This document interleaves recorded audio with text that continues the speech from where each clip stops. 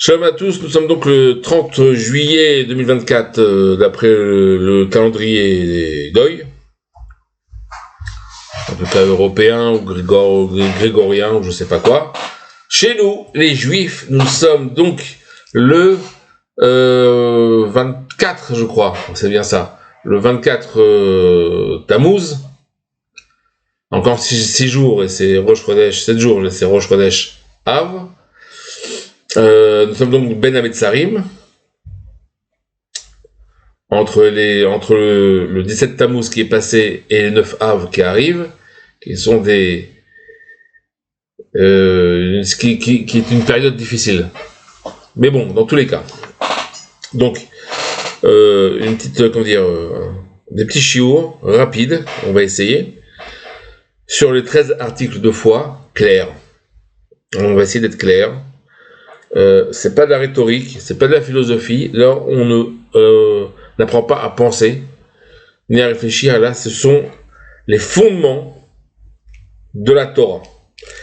D'ailleurs, ce livre, voilà, le petit livre, Kuntras Yesodei Torah, les fondements de la Torah, qui est écrit il y a un siècle par Rabbi Shimon Agassi, qui était de Bagdad, qui était un grand tzaddik, un grand rav, et aussi un grand Mikoubal, et qui était donc le Chaver Limoud, qui étudiait avec Rabbi Yehuda Ftaya, pour ceux qui connaissent.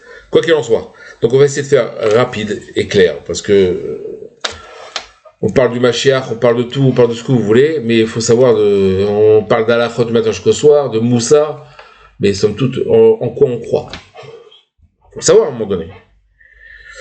Donc le premier article de foi, c'est Mitziut Taborit Barach, donc je vais aussi m'aller un peu de la Shana Kodesh, d'hébreu. N'oubliez jamais que ce que vous lisez en français est obligatoirement tronqué. Un minimum. Parce que un mot en hébreu, en langue sainte, la Shana Kodesh, signifie des fois plusieurs significations, mais non seulement ça, plusieurs sens, mais non seulement ça, il y a aussi le roi, l'esprit du mot, qui est différent, et la traduction est... Bon, alors on fait ce qu'on peut, pour ceux qui ont du mal avec les mots. Donc la première chose, c'est que Hachem croit vraiment, être clair. C'est pas philosophique ou intellectuel, c'est dans le lèvre, c'est dans le cœur. Croire qu'Hachem est présent dans le monde. Le divin est présent dans le monde. Et c'est une obligation de croire à ça. Que ce soit femme ou homme, d'Israël, c'est le premier point. Que personne, donc, ne peut l'appréhender, ne peut le concevoir, ne peut le voir. C'est la première chose. Premier point. Deuxième point, c'est que ce concept-là, que le divin est dans le monde, c'est pas seulement un divin qui est dans le monde, c'est le divin qui est ton Dieu. Comme c'est marqué, Anochi Hashem Elokecha.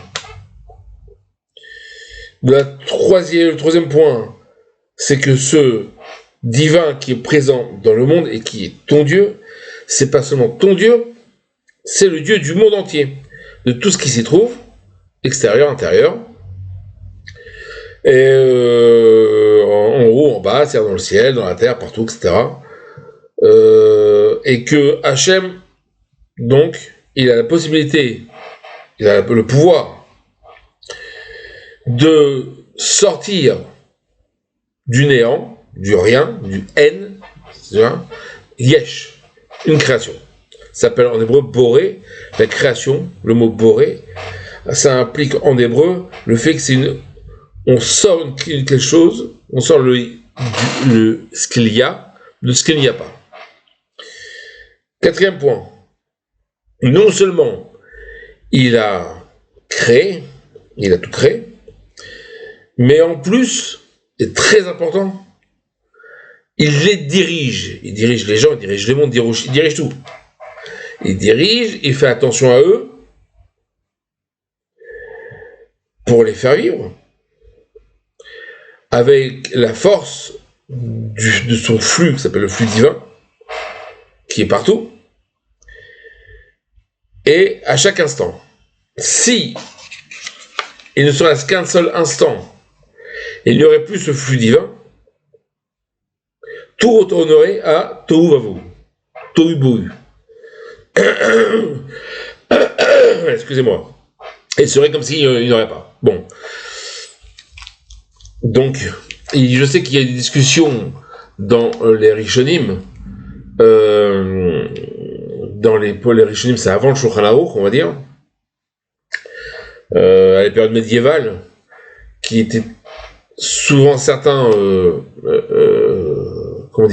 influencés soit par la philosophie grecque, ou voire le rationalisme de l'époque, et bon, d'autres choses, d'autres influences, mais à un moment donné, ça a été clair et clarifié par l'apparition du Zohar.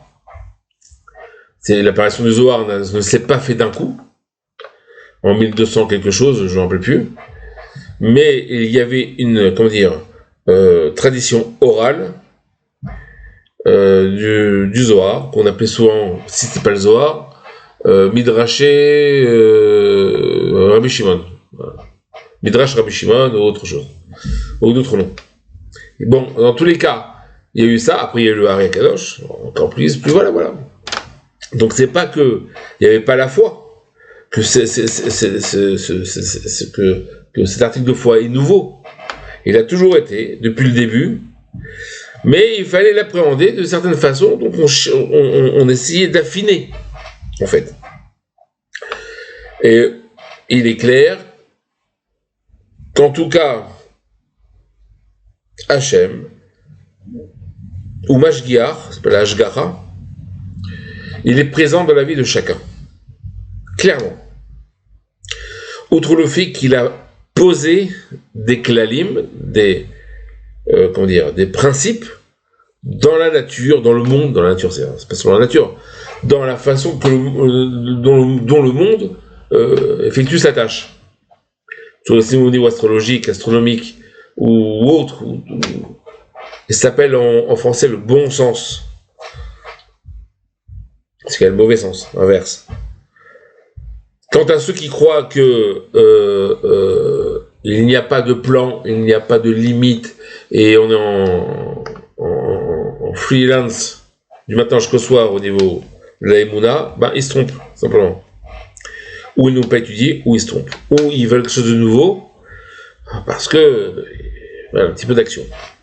Mais non. Dans tous les cas, on va, avant de continuer, raconter rapidement une petite histoire avec le Baal Shem Tov. Alors, on est ici ni sioniste, ni antisioniste, ni orthodoxe, ni Breslev, ni Litaï, ni Chabad, ni rien. Ici, on est juif, d'accord, voilà. Et chacun avec les coutumes de ses parents, et si on n'en a pas, les coutumes de sa communauté, ou des anciens de la communauté. Quand on parle de communauté, ça veut dire la communauté là où il prie, la communauté c'est là d'où il vient. Si les Algériens de Constantine, c'est la communauté de Constantine qu'il faut voir, à qui il faut demander. Comme c'est marqué dans Torah Tamid. Quoi qu'il en soit, voilà, petite histoire. Toi, il y avait donc le Baal Shem Tov, parti dans la forêt, il y avait un juif là-bas, une petite cabane avec sa femme et ses enfants, qui était assez pauvre. Et le Baal Shem Tov n'est pas venu tout seul, le Baal Shem Tov est venu avec quelques-uns de ses disciples. Il faut comprendre que les disciples du Baal Shem Tov, c'était des poskim, des gens très importants, des décisionnaires, voire des gens des rabbanim qui étaient au Beddin, etc. C'était pas... donc il est arrivé, ils sont arrivés, ils ont passé une semaine, le Shabbat, la fin de Shabbat, ils sont partis. D'accord? Merci beaucoup. Au revoir. Et les disciples ont dit, mais on comprend pas tellement ce qui s'est passé, c'est quoi? On était une semaine là-bas, et tu voyais bien, comme ça il parle au Baal Shem Tov, il demande, et tu voyais bien que chaque jour, il disparaissait pour remplir, pour, pour le maître de maison disparaissait pour les mucors, j'arrive plus à parler en français, pour vendre un meuble ou autre chose, n'importe quoi, ce qu'il avait, le peu ce qu'il avait, pour pouvoir donner à manger donc à ses invités, c'est sa famille, mais à ses invités. Or, à Motzei Shabbat, il avait presque rien, presque plus rien. C'est incompréhensible. Et tu vois bien que lorsqu'ils sont partis, la femme en était en train de pleurer, etc., etc. C'est des choses qui ne se font pas normalement, puisqu'on sait qu'il y a une halakha qui dit que lorsqu'on va chez une personne, et que l'on sait pertinemment que cette personne n'a pas vraiment beaucoup à manger, et que elle va se sacrifier pour son invité, ce qu'elle fait donc une grande mitzvah, très bien, l'invité normalement n'a pas le droit de manger, parce qu'elle mange le plat de l'autre. Pas que ça lui suffit, il n'y a pas pour l'autre. Et c'est interdit, il faut le savoir. Quoi qu'il en soit, bon, si c'est à demi, on va donner. Non, je rigole. Quoi qu'il en soit, le Baal Shem Tov part et leur dit, ce juif-là, pendant des années avec sa famille, on vécu dans une précarité terrible. Or, comme c'est marqué dans Pirkei Avot, Ezeu Ashir, quel est le riche, à sa mère Bechelko, celui qui se suffit de sa part. C'est pas celui qui se suffit du moindre de sa part, mais de sa part. Si tu te suffis de ta part, ça ne veut pas dire qu'il faut pas en demander plus. Ce qu'il y a au Hachem. Mais ça ne veut pas dire que on va s'arrêter là. Non, on peut demander à Hachem. Et ce qui a fait,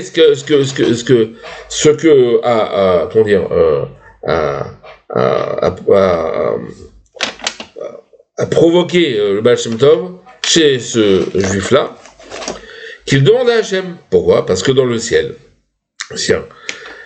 attendez un trésor ou beaucoup d'argent pour ce juif, il ne demandait pas. Il ne demandait pas.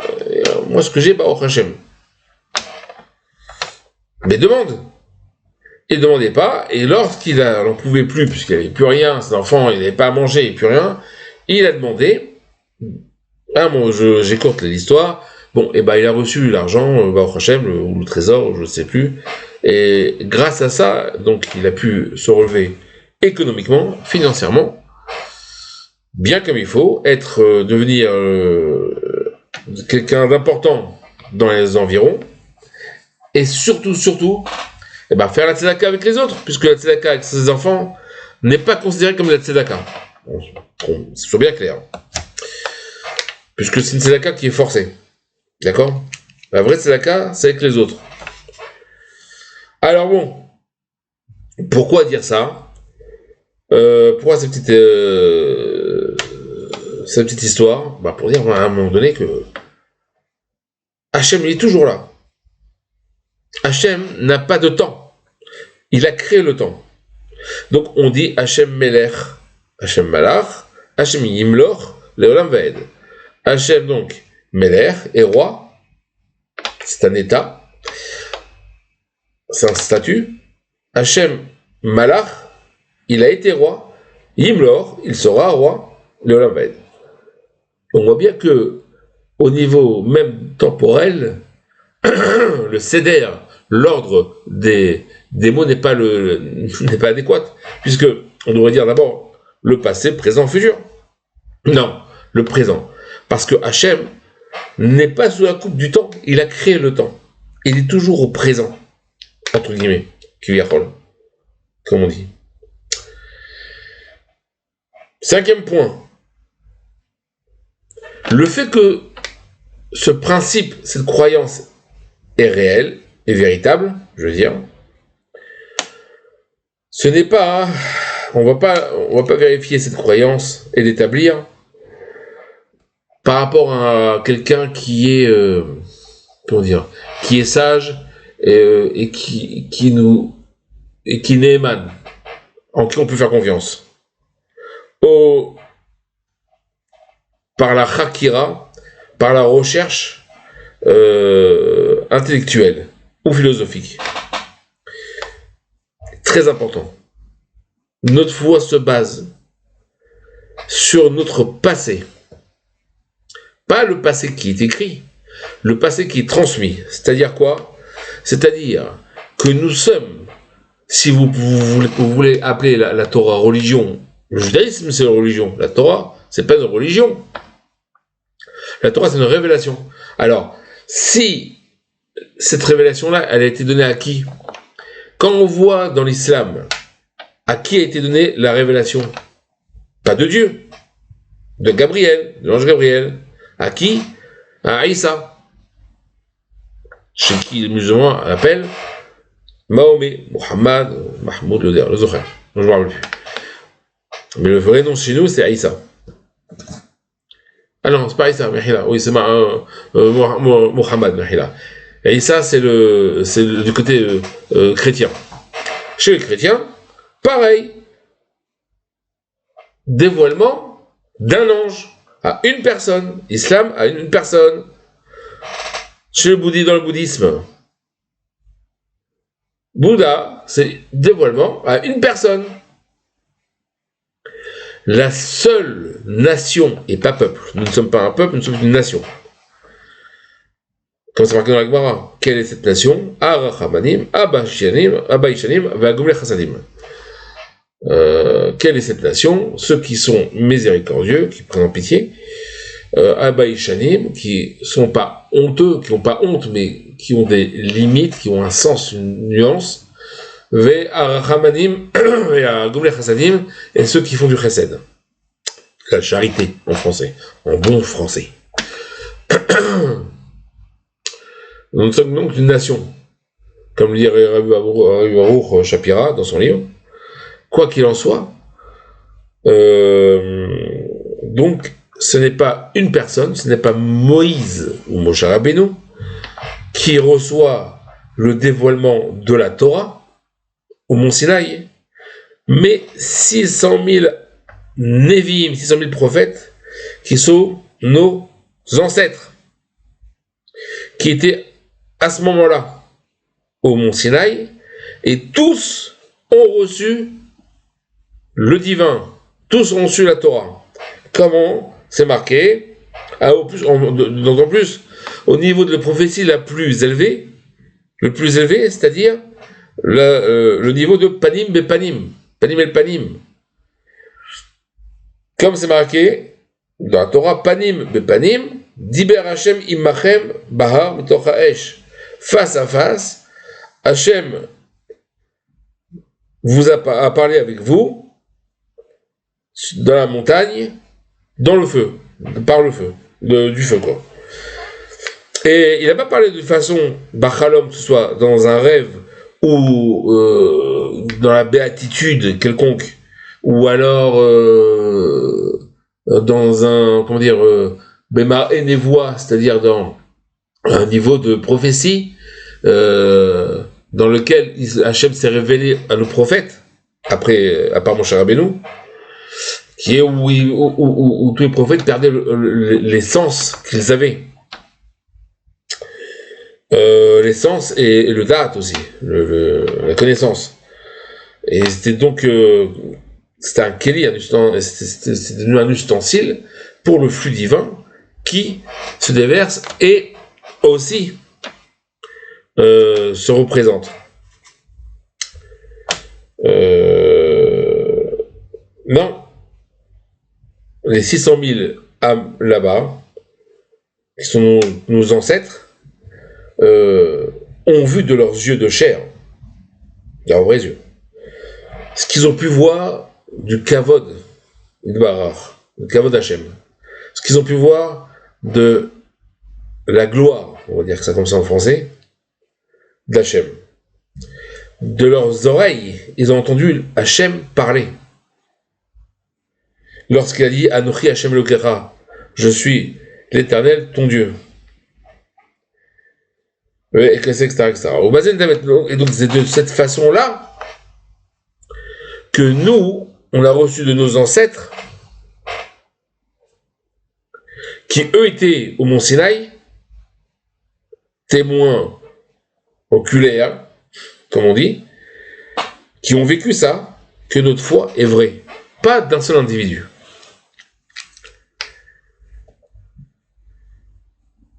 Que Hachem, donc le divin, se trouve dans ce monde-là, et qu'il n'en a pas d'autre. Il n'y a pas d'autre chose. Mais il n'y a aucun doute dans cette foi-là. Pour les enfants, les petits-enfants, ça jusqu'aujourd'hui. Ce que nous avons dit, le 6e point, est que cette foi-là, dans tout ce que nous avons dit, c'est donc un fondement de la Torah, et c'est là-dedans que tous les autres fondements prennent la source. Tout celui qui pense, ou qui arrive à la conclusion, qu'il n'y a pas de divin dans ce monde, ni de divin, ni de directeur, dans le sens où il dirige le monde, de maître, il est appelé Min Vekofer Baïkar. Et il n'a pas de Lamaba. Rayé. Ça commence par là. Après on voit. Bon, s'il fait tchouva, bah au prochain. Le 7e point et dernier point, le Ikar, le principe de ce principe-là, c'est de croire profondément dans le cœur, donc, que la vérité est ainsi, sans doute, et qu'on ne peut pas croire autre chose, de quelque façon que ce soit. Et c'est pour ça que dans Habakkuk, je rappelle que Habakkuk, comme c'est l'enfant qui était mort, qui est revécu par Elisha, si je me rappelle, Elisha. Habakkuk il dit Vesadik be'emulato yirye, et le tzaddik dans sa foi, dans sa croyance, il vivra.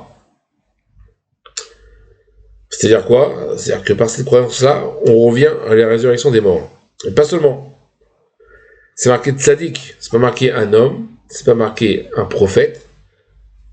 D'accord? Faire très attention à certaines phrases qui ont été dites. Voilà, en gros, pour le premier principe, qui a été long d'ailleurs, puisque je vois plus de 23 minutes, le Inyan, c'est que Hachem, il existe, il est présent dans ce monde, et il le dirige. On ne peut comprendre Hachem, on ne peut l'appréhender, de quelque façon que ce soit, mais en plus, nous avons, Bnei Israël, peuple d'Israël, cette fois-là, non par une recherche, un examen rhétorique ou philosophique, ou intellectuel, mais bien parce que nous avons une transmission de père en fils, de mère en fille, ou l'homme chané, depuis nos ancêtres qui étaient eux-mêmes présents et ont vécu le don de la Torah, tout comme Moshe Rabbeinu, tout comme Moïse, au niveau prophétique le plus élevé, et ont donc reçu le message divin, et ont été choisis. Kol Touv, et on attend le second cours.